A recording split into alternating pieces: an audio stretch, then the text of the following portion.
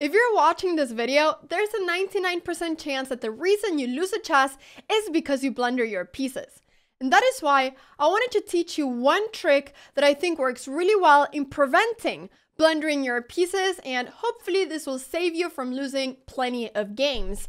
Now, I'm playing right now on my speedrun account. We're doing a speedrun all the way to 2000 where I explain to you at every level what people do wrong and how you should beat those people to climb up the rating ladder.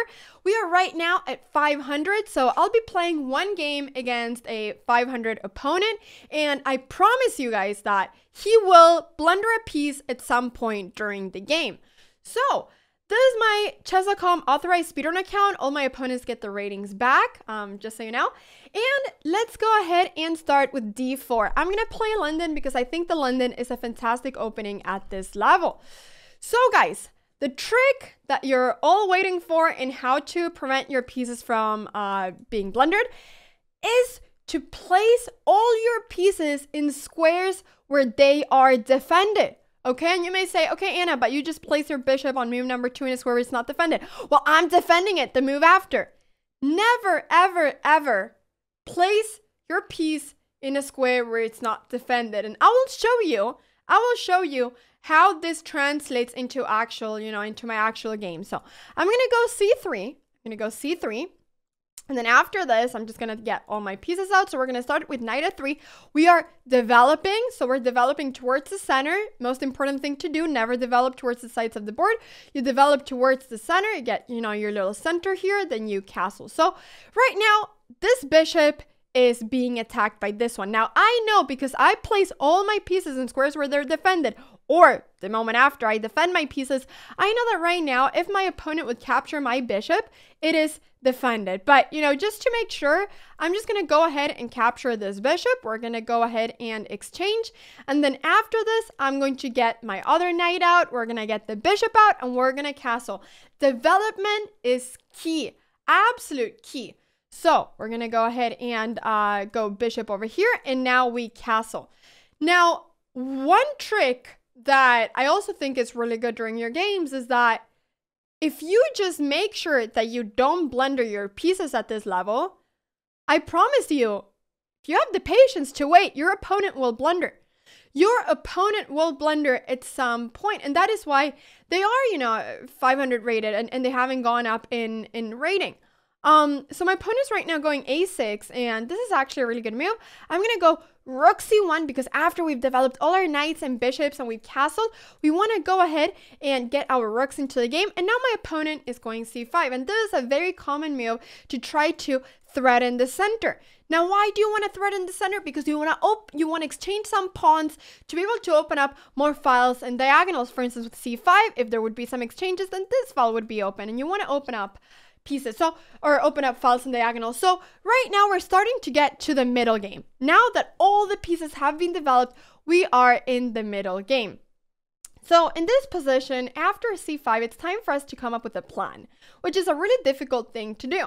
Now, many people in this position, I think, would maybe go ahead and bring this knight up over here because they would say, oh, it's protected by this pawn. But here comes another thing that you need to think about, and that is that whenever you're moving up a piece and you see that it's protected, you need to ask, okay, but how many times is this piece attacked? And if we go over here, this piece would be attacked 2 times, whereas it would only be defended by us once, so we would actually be losing a pawn. So this would be really bad. So whenever you go somewhere, you really need to make sure that you're not losing anything, especially when you're bringing up a piece to the side of the board of your opponent. This right here, these first 4 ranks over here are your opponent's side of the board, and these ones are yours. So if you're moving up a piece to your opponent's side of the board, be careful that you're not losing any material. So after c5, there's a few different things we could do, but I think actually that I'm simply going to activate my other rook. I'm just going to move my rooks in here because the more pieces I have that are active and that are not, in their initial position, well, actually, this is not the initial position, but this is the castling position. So the rook is not doing much here on this square because it's blocked by a pawn. But the more you do that, the more pieces you're able to play your chess game with. So right now, I'm just waiting for my opponent to I'm not going to say that I'm just waiting for my opponent to blunder, but most of the time, at some point they'll miss something. So rook e1, I have a few different ideas. One idea with going rook over here is that I'm actually opening up a square for my knight. So I want to bring my knight to a safe space, and the safe space I want to bring it to is over here. Everything is under control. I'm going to go knight f1 and knight g3, and over here my knight is going to be looking towards this bishop, and my knight is going to be very, very safe. So both of our positions are right now very safe. My opponent is taking some time to think, which is really good. You should do this at this level. You should get, you should be thinking, and you should be trying to come up with different plans. I have the feeling that my opponent might very soon go e5, which, you know, this would be a good move, or even maybe bring this knight up. And both of these moves are good. Let's go. My opponent is going e5. And now that our opponent is going e5, we need to say, okay, this pawn right now, we can see that my opponent has 3 pawns in the center. All of these pawns are central pawns, which means that they're very strong. They're taking control of many key squares of our position, many important squares.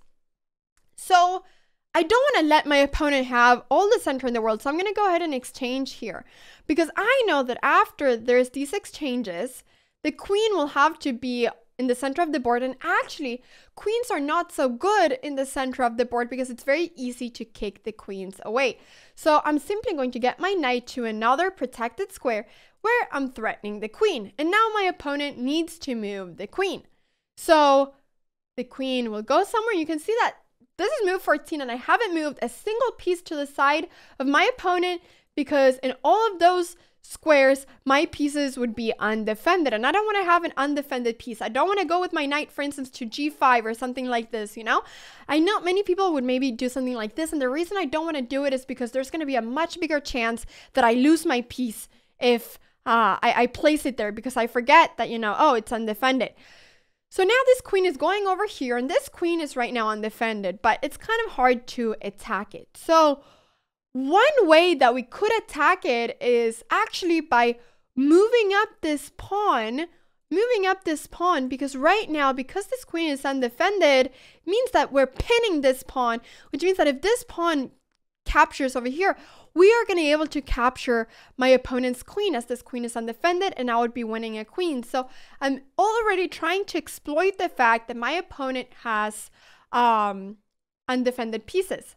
So in this position, the bishop goes over here. My opponent is playing really well, and my knight is defended. Everything is defended. I'm happy about that. I'm going to go ahead and exchange this pawn for this pawn, because this pawn, the d pawn, is my opponent's best pawn, as is one of the pawns that they have in these squares. And now, everybody, we can see that because my opponent has this queen that is undefended, this opens up for tactics. This bishop right now is pinned, as if the bishop moves once again, we can take the queen. So actually, right now, there is a really beautiful tactic, and this is kind of hard to see at this level, but right now, when you see that it's a position where your opponent has an unprotected piece, what you want to do is that you want to go for the calculation method of checks, captures, and attacks. And the way that you do this, you calculate all the checks. For instance, here there is a check. I've done a video where I go really in depth with that, and I keep repeating this in every single video, but it's because it's a really important concept to know about. That you should always calculate in chess in that order. So, because that's when you get the most forcing move. So, queen here, okay, it's a check, but it's not doing much. Bishop here, it's a check, but you know, my opponent takes it. So let's go ahead and attack pieces. For instance, bishop here would be a fantastic square, because if now my opponent takes here, then this queen is going to be hanging. Another fantastic move would be to go for another threat, which is to go e4. Now, why is this a fantastic move? Because after e4, when we're threatening this bishop, the bishop cannot take our pawn because this queen is hanging. The knight has to capture, because otherwise we're winning a piece. And after the knight captures, we can see that the king is on the same file as the rook. There's another rule: you should always castle very early on. And now we're going to have, our opponent is going to have both a knight and a bishop that are both pinned. And you're going to see the consequences of that. And all of this arrives only from the fact that this queen is undefended. It's in a square where it's not protected by any piece. If right now my opponent's rook was over here, then there would be nothing. There wouldn't be any threat. But now I have this fantastic move, and this is really difficult, but I want to show it to you because it's really beautiful. There's this move, bishop c4, and I'm threatening one, to win this bishop, but I'm two, also threatening to win this knight, because if I would be able to capture this knight, my opponent would not be able to capture me back as the queen is undefended. So this knight cannot move right now back to the defense square because it's pinned. The king is still in the center. And this, everybody, is the reason for why you always castle very early on in the game. When I tell you that you should get your knights and bishops out, castle, and then get your rooks into the middle of the game and, you know, play very much on your side and not get your pieces to the other side of the board, is because I truly think that this is the way that you're able to save a lot of your games. So right now my opponent went for rook d8, and this is a good move, defending the queen. And, well, simply right now, yeah, defending the queen, basically. So I need to be careful right now, but we can see that now I can go for a bunch of exchanges. I'm going to exchange the piece that's defending this knight. You can see that by doing that, at some point this knight would be hanging because I'll be exchanging the pieces that are defending this. So after bishop takes, queen has to take. And after this series of exchanges, this knight is now hanging. So I'm able to finally win a piece. So this king is now in check. Let's see where the king goes.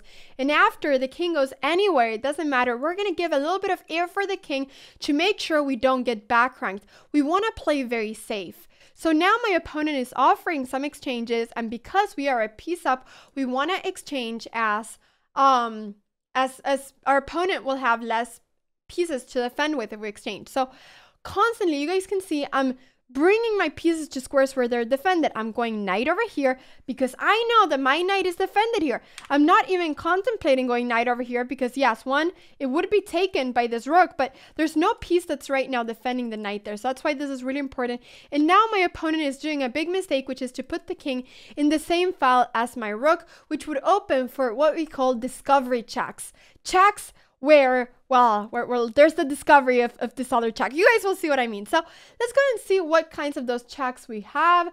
There's actually not really any good check, but because this knight is under attack, I'm going to go knight over here. This is a check. And now if the king moves here, we had a fork, but the king does not do that. Instead, it's time for us now to go ahead and start bringing up our king, because the king is really important in endgames. It's crucial to have the king active in an endgame. So now what I'm going to do is that we are going to go ahead and maybe just start pushing our pawns, defend everything. Everything is nice and defended right now. We don't have any piece that's undefended. Our pawn is defended. Our knight is defended. We're going to go ahead and exchange here now. And now we can go for this check. Why? Because our knight is defended. We only move the pieces to squares where they're defended. Okay, what is the only square I can go to where it's defended? I'm not going to go for crazy what's the word? Okay, I don't know the word. But crazy random stuff and put my knight in a square where it's not defended. No, I'm going to go back with my knight to a square where it's defended. And like that, I can never lose a piece. It's actually quite simple. We're just going to go ahead and exchange over here. And now I'm going to place my rook right in front of the pawn so that my opponent cannot promote this pawn, because this pawn is now the biggest weakness that I have in my position. This pawn is the only way that my opponent can win if I allowed this pawn to promote to a queen.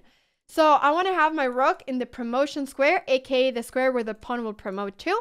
And now I'm simply going to put my rook right in front of the pawn so that this pawn cannot push. And now after the king moves, I can see that actually, let's go ahead and see. I'm going to go ahead and bring my king in here. My rook is defending this. And now it's time for us. After f5, we can see that actually, yes, I could take here, but actually we also have a little fork. So I am placing my knight in a square where it's undefended, but it's because I'm seeing that there's a fork where I immediately am able to place my knight in this square where it is defended by the pawn. Very important. So, of course, there's sometimes some sort of differences to the rule, but you know, it typically only applies to when the piece is on your side of the board. So now this king is attacking this pawn. I'm going to defend it. Look at how good all my pieces are defended. And now I'm going to bring in my king, which is the final piece that we haven't really brought in. So I'm not sure where my opponent is going to go. Okay, now my opponent decides to sacrifice. So we will just simply take back. And now we take this pawn. My opponent didn't really know what to do. Now we're going to keep this rook right in front of this king. I don't want to let the king go up. So we're basically cutting off the king. That is the term. That is how we call it. I'm cutting off the king. I'm not letting the king come to my side of the board. And then I'm simply going to bring my king closer. We are checking. We're cutting off the king again on this side. I'm pushing the king back. And now I'm going to be capturing this pawn. Now after this, I'm cutting off the king over here. Basically meaning that I'm not letting the king go over here, which means that I can push this pawn. And now the number one thing you need to be careful about is not stalemating. So what I would do in this position, oh, now my opponent resigns. But I was going to say that after f7 and king here, yeah, I realized that what I would do is just make here a rook and make sure that there is, a square for the king available, and then there's rook checkmate. So in this game, we can see my opponent actually played really, really well. That was a fantastic game by them. And it was not clear it wasn't a clear tactic that I did to win. But because I knew that my opponent's queen was unprotected, I could see that there were tactics in that position. So I hope that this was educational for you. I hope that you learned something. Please remember, never move your pieces to squares where they are unprotected. Always make sure that when you're bringing a piece somewhere, that piece is already protected by something else. And if you don't, really make sure that there's no way for your opponent to capture that piece in that square, and go ahead and protect your piece the move after. Thank you guys so much for watching this video, and I'll see you all in the next one.